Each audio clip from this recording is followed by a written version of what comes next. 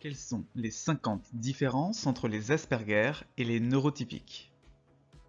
Bonjour, je suis Luc Martranchard, je suis psychologue clinicien et je suis spécialisé dans la détection du haut potentiel, du TDAH et du syndrome d'Asperger. Et je suis le créateur du site bilan-psychologique.com. Alors, qu'est-ce que le syndrome d'Asperger? Avoir un syndrome d'Asperger, c'est être sur le spectre de l'autisme. Il s'agit du niveau 1 du spectre de l'autisme, de la forme la plus légère, sans déficience intellectuelle et sans altération du langage. Selon le spécialiste de l'autisme Tony Attwood, le syndrome d'Asperger est même un don, c'est un véritable talent, ça n'est pas une maladie, ça n'est pas quelque chose qui devrait être guéri, mais quelque chose qui doit être détecté puis utilisé pleinement. Et aujourd'hui, je vais parler du syndrome d'Asperger en donnant les 50 différences qu'il y a entre une personne Asperger et une personne neurotypique. Alors pour découvrir si vous êtes Asperger, je recommande toujours de commencer par le test de dépistage du syndrome d'Asperger en ligne, vous le trouverez dans la description. Il permet de déterminer de façon précise la probabilité que vous ayez un syndrome d'Asperger et le type de bilan qui est recommandé pour vous. C'est en général un bilan psychologique complet qui est nécessaire pour déterminer de façon sûre si vous êtes Asperger. Alors combien avez-vous de caractéristiques? Partagez le nombre de caractéristiques que vous avez dans les commentaires. Je précise que ces caractéristiques peuvent être présentes maintenant ou avoir été présentes à un autre moment dans le passé. L'hyper ou l'hyposensibilité sensorielle. Beaucoup de personnes Asperger ont une perception des sens hyper amplifiée, une hypersensibilité sensorielle, par exemple une hypersensibilité au bruit, ou une hyposensibilité sensorielle, c'est-à-dire une très faible sensibilité, par exemple à la douleur ou au froid. Chez les personnes neurotypiques, la perception des sens peut être amplifiée ou diminuée, mais en général, c'est quand il y a du stress, de la fatigue, une nausée ou quelque chose comme ça. La maladresse. Je vais parler ici de maladresse physique.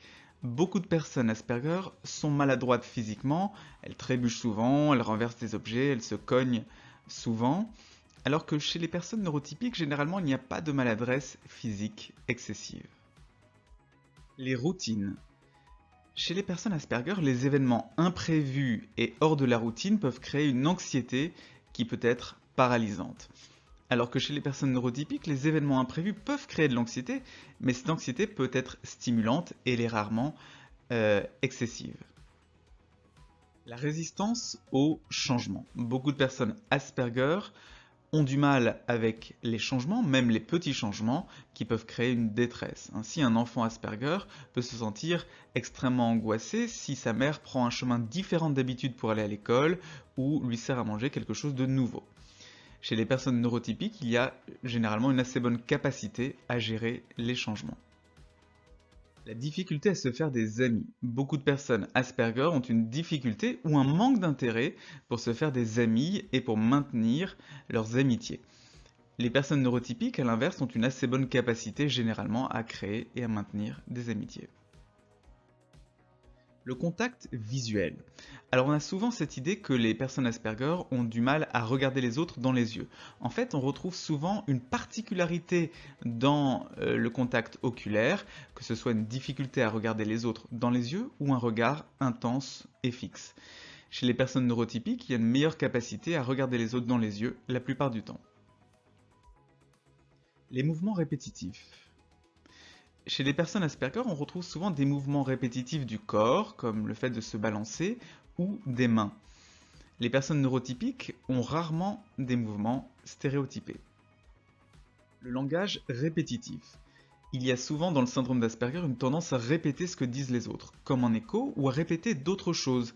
Répéter une phrase d'une émission télévisée, d'un film, répéter une citation. Alors que chez les personnes neurotypiques, le langage est rarement répétitif.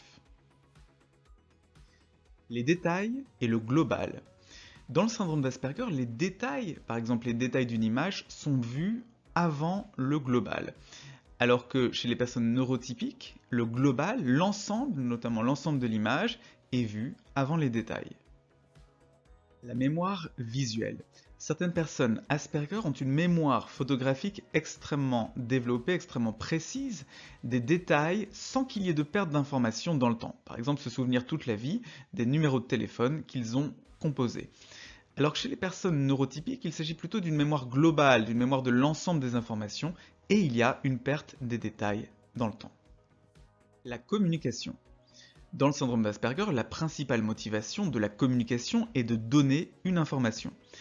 Alors que chez les personnes neurotypiques, la principale motivation de la communication est de partager des intentions, partager des souhaits, partager des émotions ou partager du vécu. La conversation des personnes Asperger peut être difficile à suivre du fait d'un rythme rapide ou d'un changement de sujet de conversation trop rapide. Alors que chez les personnes neurotypiques, on retrouve une capacité à s'adapter à un rythme de conversation ou à de multiples changements de sujet. Commencer une conversation. Les personnes Asperger ont souvent du mal à savoir comment engager une conversation et comment y mettre un terme, alors que les personnes neurotypiques le font plus naturellement, en particulier avec des sujets légers. La séduction.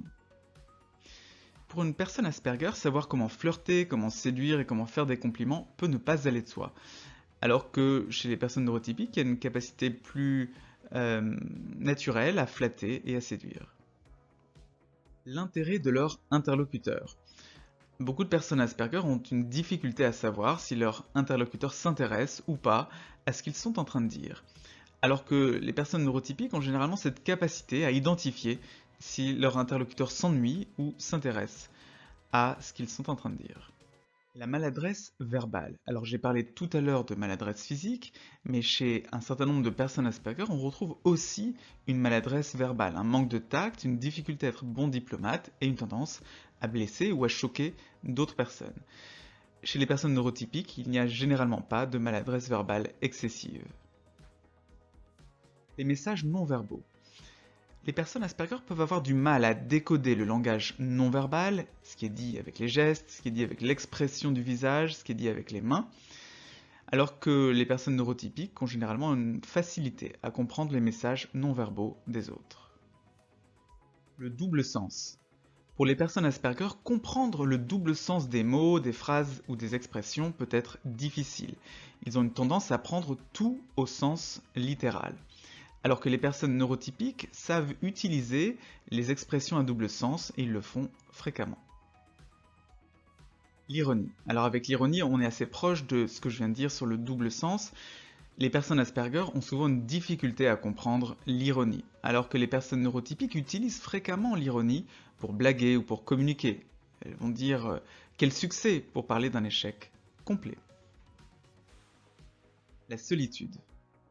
Il y a chez beaucoup de personnes Asperger une préférence pour la solitude ou une préférence pour les petits groupes. Chez les personnes neurotypiques, la solitude peut être appréciée, mais il y a une tendance à rechercher les contacts sociaux. L'énergie. Les personnes Asperger préfèrent les activités solitaires pour faire le plein d'énergie, alors que les personnes neurotypiques ont cette capacité à faire le plein d'énergie au contact des autres personnes. Les règles sociales. Les personnes Asperger peuvent avoir une difficulté à comprendre et à appliquer certaines règles sociales qui leur semblent illogiques, alors que les personnes neurotypiques ont tendance à suivre les règles sociales même quand elles semblent illogiques. Les attentes des autres. Les personnes Asperger peuvent avoir des difficultés à deviner les attentes et les besoins d'autres personnes, ce qui constitue un défi important pour ceux qui sont en couple. Les personnes neurotypiques ont tendance à parfois faire des choix pour plaire à l'autre plutôt que par goût. L'anxiété. Oui, il y a un lien fort entre syndrome d'Asperger et anxiété. L'anxiété est souvent présente chez les personnes Asperger, alors qu'habituellement chez les personnes neurotypiques, le niveau d'anxiété est peu élevé, à part à certains moments particuliers qui sont générateurs de stress. Les causes de l'anxiété. Chez les personnes Asperger, l'anxiété provient souvent de la difficulté à comprendre l'environnement dans lequel ils vivent, les règles sociales, les codes sociaux, alors que chez les personnes neurotypiques, l'anxiété est généralement reliée à une situation particulière. Les ruminations. Les personnes Asperger ruminent souvent les difficultés sociales qu'ils ont vécues récemment parce que la situation n'a pas été comprise. Ils se disent qu'est-ce que j'ai fait de mal, qu'est-ce que j'ai dit de mal, et ne comprennent pas toujours. Alors que les personnes neurotypiques ont peu de rumination, en tout cas peu de rumination en lien avec des difficultés sociales. Les choix vestimentaires. Les personnes Asperger ont tendance à choisir leurs vêtements en fonction du confort et non de la mode, alors que pour les personnes neurotypiques, la mode et l'opinion des autres sont souvent très importantes pour leur choix vestimentaire. Les centres d'intérêt. Les personnes Asperger ont des centres d'intérêt qui sont intenses et spécifiques, c'est-à-dire qu'ils vont pouvoir se consacrer de façon importante à un ou deux centres d'intérêt généralement. Alors que les personnes neurotypiques ont des intérêts pour plusieurs sujets, souvent pour pouvoir entrer en relation avec les autres. La place des centres d'intérêt. Chez les personnes Asperger, le ou les centres d'intérêt peuvent prendre une place très importante dans la vie de la personne. Alors que chez les personnes neurotypiques, les centres d'intérêt varient en fonction des tendances, en fonction des modes. L'expertise. Beaucoup de personnes Asperger sont de véritables experts dans un domaine parce qu'ils investissent très intensément un centre d'intérêt. Ça peut être parfois très utile dans la vie professionnelle. Chez les personnes neurotypiques, les intérêts sont plus diversifiés et il y a donc moins souvent d'expertise. La mémorisation. Les personnes Asperger ont cette capacité à mémoriser de grandes quantités d'informations à propos d'un sujet qui les intéresse, alors que les personnes neurotypiques ont besoin de changer fréquemment d'intérêt pour être stimulées et maintenir un intérêt. L'évocation passionnée d'un centre d'intérêt. Les personnes Asperger ont une faible prise de conscience que le sujet qui les passionne n'intéresse pas nécessairement les autres. Alors que les personnes neurotypiques, avant de parler passionnément d'un sujet, vont se questionner personnellement sur l'intérêt de l'autre et sur le bon moment pour évoquer le sujet. Les émotions. Les personnes Asperger ont une difficulté à décoder les premiers signes subtils d'une émotion, mais arrivent à reconnaître, à décoder une émotion qui est très intense. Les personnes neurotypiques ont une assez bonne capacité à décoder les nuances de leurs émotions. Les signaux physiques des émotions. Les personnes Asperger ont une difficulté à relier les signaux corporels aux émotions vécues au moment présent. Les personnes neurotypiques ont cette capacité à décoder les signaux physiques, en tout cas meilleure capacité, à comprendre ce que veut dire le tremblement de leur voix, le fait que leur voix devienne saccadée, le fait que leur cœur se mette à battre vite, ou le fait de suer. L'analyse des situations. Les personnes Asperger ont généralement une bonne capacité à analyser une situation sans se laisser influencer par les émotions des autres personnes. Alors que pour les personnes neurotypiques, l'analyse d'une situation est très influencée par les émotions que ressentent les autres. Les préférences alimentaires. Les personnes Asperger peuvent avoir des préférences alimentaires très marquées parce qu'ils n'apprécient pas la texture de certains aliments. Alors que chez les personnes neurotypiques, l'alimentation est plus vue comme un réconfort, mais aussi comme un moment d'échange social, ce qui est rarement le cas pour les personnes Asperger. Les signaux de faim.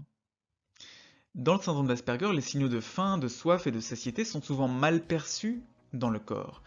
Alors que les personnes neurotypiques, pour elles, les signaux de faim et de soif sont généralement bien perçus et ils influencent leur capacité à manger quand ils ont faim et à s'arrêter de manger quand ils n'ont plus faim. Le sommeil. Le syndrome d'Asperger est souvent associé à des troubles du sommeil, parce qu'ils sont anxieux, ou parce qu'ils sont sensibles au bruit, ou parce qu'ils sont sensibles à la lumière. Alors que chez les personnes neurotypiques, les difficultés de sommeil sont rarement permanentes. Les signes physiques de la fatigue. Les personnes Asperger ont souvent une mauvaise perception des signes physiques de la fatigue et de leur besoin de se reposer. Alors que les personnes neurotypiques identifient mieux les signes de la fatigue, comme avoir les yeux lourds, bâiller, avoir une voix éraillée. Ces signes-là sont bien identifiés et ils les poussent à s'endormir. La comparaison aux autres. Beaucoup de personnes Asperger n'ont pas de tendance à se comparer aux autres pour s'auto-évaluer, alors que chez les personnes neurotypiques, il y a une tendance fréquente à se comparer aux autres pour s'auto-évaluer, et une grande tendance de certains à être compétitifs. L'originalité. Chez les personnes Asperger, on retrouve souvent une façon originale et très personnelle d'aborder un problème, alors que les personnes neurotypiques ont tendance à prendre une solution connue à un problème et à faire moins preuve d'originalité. Le sens de l'observation. Beaucoup de personnes Asperger ont un sens accru de l'observation des détails, ce qui peut être très utile dans un milieu de travail, alors que les personnes neurotypiques ont plutôt une perception globale plus rapide, mais avec parfois une perte de précision, et notamment donc une moindre observation des détails. L'identification des personnes. Pour les personnes Asperger, l'identification des gens se fait parfois par des détails, ce qui fait que parfois, ils ne reconnaissent plus une personne si elle change de coiffure. Alors que pour les personnes neurotypiques, les gens sont reconnus principalement par la perception globale du visage. Plusieurs bruits en même temps. Pour les personnes Asperger, le tri est difficile à faire lorsqu'il y a plusieurs bruits en même temps. Ça crée une confusion. Alors que les personnes neurotypiques ont souvent cette capacité à se concentrer sur une voix humaine, même lorsqu'il y a en même temps un ensemble de bruits variés. Information visuelle et auditive. Pour les personnes Asperger, l'information visuelle est davantage mémorisée que celle reçue de façon auditive, alors que pour les personnes neurotypiques, les modes d'apprentissage privilégiés varient d'une personne à l'autre. Les jeux imaginatifs. Lorsqu'ils sont enfants, les Asperger ont souvent une difficulté ou un manque d'intérêt à partager des jeux imaginatifs avec d'autres enfants, alors que les neurotypiques ont un intérêt pour ces jeux imaginatifs, jouer à faire semblant d'être la police, d'être un docteur, d'être un enseignant, et un intérêt pour ces jeux imaginatifs lorsqu'ils sont partagés avec d'autres. L'empathie. Les personnes Asperger peuvent avoir une empathie émotionnelle développée, c'est-à-dire cette capacité à ressentir en eux les émotions des autres, mais souvent leur empathie cognitive est peu développée, c'est-à-dire qu'ils ont une difficulté à identifier quelles émotions une autre personne ressent, alors que les personnes neurotypiques ont une empathie variable d'une personne à l'autre. L'expression des émotions. Chez les personnes Asperger, il y a souvent une difficulté à exprimer leurs émotions, alors que les personnes neurotypiques ont une expression des affects qui est plus facile. L'organisation. Les personnes Asperger ont souvent besoin que chaque chose soit à sa place, que les choses soient bien organisées, une tendance à être très méthodique. Alors que les personnes neurotypiques ont une plus grande flexibilité par rapport à l'organisation et par rapport au souhait que chaque chose soit à sa place. L'utilisation de la communication non verbale. Les personnes Asperger ont souvent un visage peu expressif, ils utilisent peu les gestes, la communication non verbale pour s'exprimer, alors que les neurotypiques utilisent beaucoup plus la mimique, les mains et le corps pour communiquer. Alors, avez-vous un syndrome d'Asperger ? Si vous vous êtes reconnu dans au moins 30 des caractéristiques que je viens d'évoquer, je recommande toujours de commencer par le test de dépistage du syndrome d'Asperger en ligne, vous le trouverez dans la description. Il est cette première étape pour savoir de façon sûre si vous avez un syndrome d'Asperger. Voilà, c'est tout pour cette vidéo. N'hésitez pas à vous abonner et activer les notifications de la chaîne. Il y en a en ce moment une par semaine, les samedis à 12h30. À bientôt sur la chaîne.